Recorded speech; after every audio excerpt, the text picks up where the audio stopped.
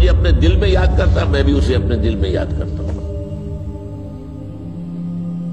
جب میرا بندہ کسی محفل میں میرا ذکر کرتا ہے، میں اس سے کہیں بہتر محفل میں اس کا ذکر کرتا ہوں۔ اللہ کی محفل تو ملائکہ اعلیٰ کی ہے، ملائکہ مقربین کی ہے۔ بہرحال اللہ کو تم اپنے دل میں مستحضر رکھو، اللہ تعالیٰ تمہیں بھی یاد رکھے گا۔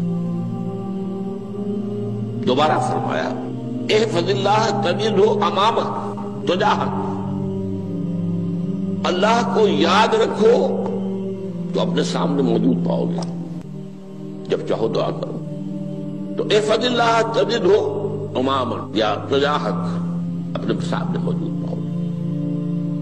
اذا سألت فاسأل اللہ، اب آ گیا وہ مرکزی مضمون۔ دیکھو جب مانگو اللہ سے مانگو، غیر اللہ کے سامنے ہاتھ دراز کرو ہی مت۔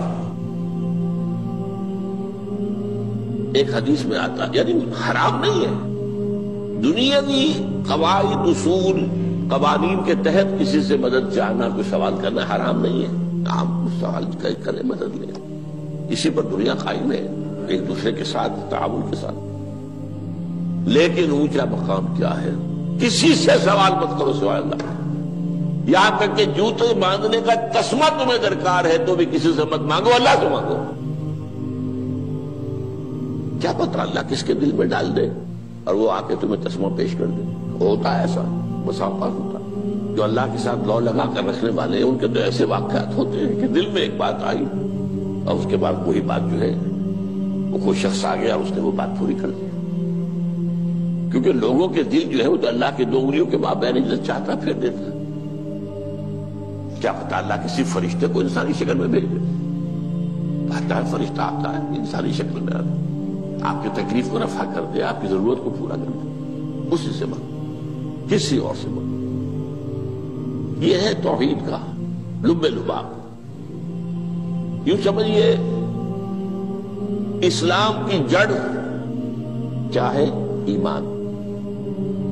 اسلام کا جو خارجی نظام عمل ہے، انفرادی اعمال ہو، اجتماعی ہو، ان سب کی روح رواں کیا ہے؟ ایمان۔ ٹھیک، ایک بات ہو گئی۔ ایمان کا خلاصہ لب لباب کیا ہے؟ ایمان باللہ۔ جیسے ایمان بالآخرہ بھی ہے، ایمان بالملائکہ ہے، ایمان بالانبیاء ہے، ایمان بالرسل ہے، ایمان بالکتب ہے، ایمان بالقلب ہے، لیکن اصل ایمان، اسی لیے ایمان مجمل میں آپ کو معلوم ہے کسی اور چیز کا ذکر نہیں۔ آمنت باللہ کما ہوا باسمائہ وصفاتہ وقبلت جمیع احکامہ اقرار باللسان وتصدیق بالقلب، یہ ایمان مجمل ہے۔ اجمالی طور پر ایمان اس کا نام ہے، ہاں مفصل تفصیلی طور پر آمنت باللہ وملائکتہ وکتبہ ورسلہ والیوم الآخر والقدر خیرہ وشرہ من اللہ تعالی۔ تو اسلام کی جڑ ایمان، اور اسلام کا سارا جو نظام عمل ہے، چاہے انفرادی اعمال ہو چاہے اجتماعی، ان سب کی روح رواں ایمان، اور ایمان کا خلاصہ ایمان باللہ۔ اور ایمان باللہ کا اصل حاصل وہ ہے جو اس حدیث میں آ رہا، اس کے دو ہیں تقاضے، عبادت صرف اسی کی، استعانت صرف اسی سے۔ اس لیے میں نے سورہ فاتحہ کا تذکرہ شروع میں کیا، یہ عبادت کا جوہر ہے، عبادت کا جو ہے یہ ایمان کا حاصل، عبادت صرف اس کی ہے اور استعانت صرف اس سے۔ استعانت ہی میں سوال بھی آ گیا، یہ بھی مدد ہے۔ آپ کسی سے کچھ مدد مالی چاہ رہے ہیں یا کوئی اور مدد چاہتے ہیں، کسی کام میں مدد چاہتے ہیں، جیسے میں نے کہا تھا کہ سفارش کرانا چاہتے ہیں، بھی مدد ہے۔ وَإِذَا اسْتَعَنْتَ فَاسْتَعِنْ بِاللَّهِ، اور جب مدد مانگو صرف اللہ سے مانگو۔ اور وہ سارے الفاظ یاد کر لیے، استدعاء، استعانت، استغاثہ، یہ جو غوث اعظم سے استغاثہ کیا جاتا ہے تو شرک ہے۔ استغاثہ اللہ سے، دعائی اللہ کی، اس اعتبار سے استمداد، استعانت، استدعاء، استغاثہ، یہ سب اللہ سے، صرف اللہ سے۔ عبادت صرف اللہ، ایاک نعبد، اور استعانت صرف اللہ سے۔ مانگو صرف اللہ سے، جب مدد طلب کرو صرف اللہ سے، اور جان لو اگر تمام لوگ جمع ہو کر تمہیں کوئی فائدہ پہنچانا چاہے نہیں پہنچا سکتے، الا بشیء قد کتب اللہ لک وان اجتمعوا علی ان یضروک بشیء لم یضروک الا بشیء قد کتب اللہ علیک، اگر سب مل کر چاہے تمہیں کوئی نقصان پہنچا دے نہیں پہنچا سکتے مگر وہی کچھ جو اللہ نے تمہارے لیے لکھ دیا۔ اب بتائیے خوف کی جڑ کٹ جائے گی کہ نہیں؟ یہ جو ایمان جو ہے یہ خوف اور حزن دونوں سے نجات دلانے والی بات ہے۔ جو حقیقی مومن ہے وہ اللہ کا ولی ہے، حقیقی مومن وہ اللہ کا ولی ہے، اور الا ان اولیاء اللہ لا خوف علیہم ولا هم يحزنون۔ یہ اولیاء اللہ کو علیحدہ مخلوق نہیں ہے، کوئی ان کے سر پہ سینگ نہیں ہوتے، انسان ہی ہوتے ہیں، لیکن حقیقی معنی میں مومن ان اعتبارات سے جو آج ہم پڑھ رہے ہیں ایمان اس درجے کا پہنچ گیا تو اللہ کا ولی ہے۔ ان لوگوں کے خوف کس بات کا ہوگا؟ کس سے خوف کروں؟ اس کے ہاتھ میں کچھ ہے ہی نہیں، اور اگر کچھ اللہ نے میرے لیے لکھ دیا وہ آ کر رہے گا، چاہے میں لاکھ گڑ گڑاؤں اس کے سامنے کہ مجھے چھوڑ دے، اگر اللہ نے لکھا وہ آیا وہ تو آئے گا، تو کاہے کو اس کے سامنے گڑ گڑانا، کاہے کو جبسائی کرنا اس کے سامنے، اور کسی کے ہاتھ میں کچھ ہے ہی نہیں، میرا خیر ہے ہی نہیں، کاہے کو خوشامد کرو اس کی۔ اور سنیے، رفعت الاقلام، دیکھو نوجوان، قلمیں اٹھا لی گئی ہیں، وجفت الصحف، اور جو رجسٹر ہیں صحیفے ان کی سیاہی خشک ہو چکی ہے۔ یہ ہے وہ اللہ کا علم، اس میں ہر شے لکھ دی گئی ہے، اس کی قلم اٹھا لیے گئے۔ جیسے آپ کو معلوم ہے امتحان ہوتا تھا، 3 گھنٹے ختم ہو گئے، اسٹاپ رائٹنگ، بس اب قلم رک جانا چاہیے۔ وہ قلم تو تقدیر کا کاتب جو ہے وہ قلم اس کا اب اٹھا لیا گیا، اور جو صحیفے جن پر کے لکھا گیا وہ خشک ہوئے ہو گئے۔ یہ تو روایت ہے جو امام ترمذی نے جس کو روایت کیا، یہ متن ان کا ہے جو ہم نے پڑھا ابھی، اور ان کا قول یہ ہے کہ یہ حدیث حسن صحیح ہے، لیکن یہی روایت اور انہی راوی سے عبداللہ ابن عباس سے رضی اللہ تعالیٰ عنہما اور بھی محدثین نے کی ہے، تو اس میں سے ایک اور متن جو ہے وہ یہاں پر امام نووی نے دے دیا ہے۔ احفظ اللہ تجدہ امامک، یہ تو پہلا وہ ٹکڑا تھا، وقت تو جاہد تھا، یہاں امامک ہے، امام مطلب ایک ہی ہے، اپنے سامنے پاؤ گے۔ اللہ کی حفاظت کرو، اللہ کو دل میں، اللہ کی یاد کو محفوظ رکھو، گویا کہ اللہ کو مستحضر رکھو۔ ذکر اللہ کے معنی کیا ہے؟ استحضار اللہ فی القلب، یہ ذکر اللہ ہے۔ جنہیں ہم ذکر سمجھ بیٹھے ہیں وہ ذکر کے ذریعے ہے۔ اقیم الصلاۃ لذکری، نماز قائم کرو میری یاد کے لیے، نماز ذریعہ ہے یاد کا۔ یہ علیحدہ بات ہے کہ آپ نے 17 رکعتیں بھی پڑھ لی ہو عشاء کی اور یاد آپ کو آئی ہی نہیں کوئی، آپ تو ایک میکینیکل انداز میں جو ہے وہ اٹھک بیٹھک کر رہے ہیں اور آپ کی زبان سے کچھ بھی نکل رہا ہے، تو اس کا آپ کے شعور سے، دل کی گہرائی سے کوئی رابطہ ہے ہی نہیں، وہ ذکر تو نہیں ہوا۔ ہاں نماز فرض تھی وہ ادا ہو گئی، آپ کی ایک فرض ادا ہو گئی۔ تو جنہیں ہم نے ذکر سمجھا وہ ذرائع ذکر ہے، اللہ اللہ سبحان اللہ سبحان اللہ زبان سے، یہ تاکہ اس کے نتیجے میں وہ ذکر حاصل ہو جائے۔ استحضار اللہ فی القلب، ذکر کے معنی ہے استحضار اللہ فی القلب۔ تعرف الی اللہ فی الرخاء، اور دیکھو کشادگی کے وقت میں تم اللہ کو یاد رکھو، اللہ کی طرف رجوع کیے رہو، بھول نہ جاؤ۔ وہ نہ ہو جو کبھی کہا تھا، بہادر شاہ ظفر کے اشعار میں سے بہت دور کا شعر ہے، ظفر آدمی اس کو نہ جانیے چاہے کتنا ہی ہو فام مزکا، جسے عیش میں یاد خدا نہ رہی، جسے تیش میں خوف خدا نہ رہا۔ وہ ہے کشادگی کی حالت میں، جبکہ تمہارے لیے کشادگی ہے، اللہ کی طرف رجوع کیے رکھو۔ یعرف کا فی الشدہ، تو اللہ اپنی توجہ تم پر رکھے گا شدت کے وقت میں، جب تمہیں کوئی تکلیف ہے اس تکلیف کو تم پر آسان کر دے گا۔ تکلیف تو آنی ہے، لکھی ہوئی ہے، وہ تو آئے گی، لیکن یہ کہ اللہ تعالیٰ اس کی شدت کو، ایک ہی چیز ہے جس کو ایک انسان بہت شدت کے ساتھ محسوس کر رہا ہے، دوسرا آدمی اتنا نہیں محسوس کر رہا ہے، احساس کا معاملہ ہوگا نا۔ وہ تو اصل میں اگر انسان کی نرز کٹی ہوئی ہے تو احساس ہوگا ہی نہیں، سر سے نہیں ہوگا۔ تو اس اعتبار سے اللہ تعالیٰ تمہارے لیے وہ شدت کی کمی کر دے گا۔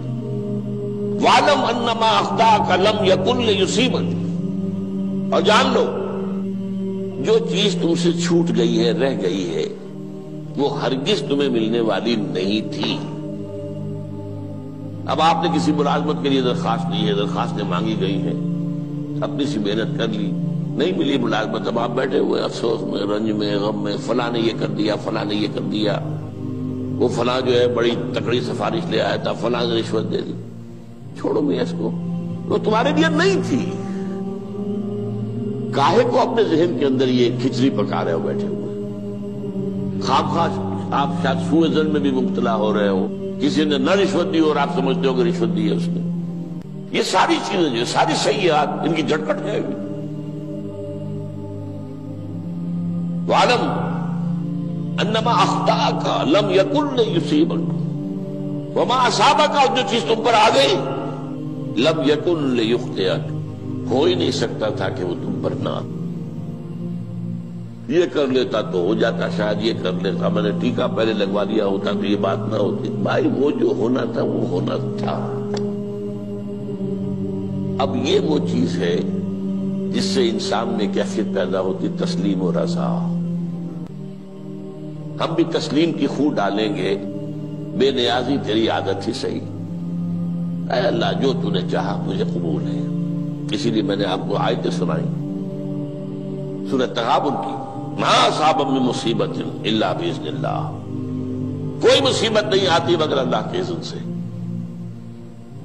وَمَن یؤمن باللہ یہدی قلبہ، جو اللہ پر ایمان رکھتا ہو اللہ اس کے دل کو ہدایت دے دیتا ہے۔ ہدایت کس بات کی؟ تسلیم و رضا۔ دوستاں سلامت کہ تو خنجر آزمائی، نہ شبد نصیب دشمن کے شبد ہلاکت دے گا۔ اے اللہ تیری طرف سے ہے، مجھے قبول ہے، اور بظاہر مجھے تکلیف ہو رہی ہے لیکن یقیناً اس میں میرا کوئی خیر ہے۔ بیدک الخیر، تیرے ہاتھ میں تو خیر ہی خیر ہے، جو بھی تیری طرف سے آئے۔ سر تسلیم خم ہے جو مزاج یاد میں آئے۔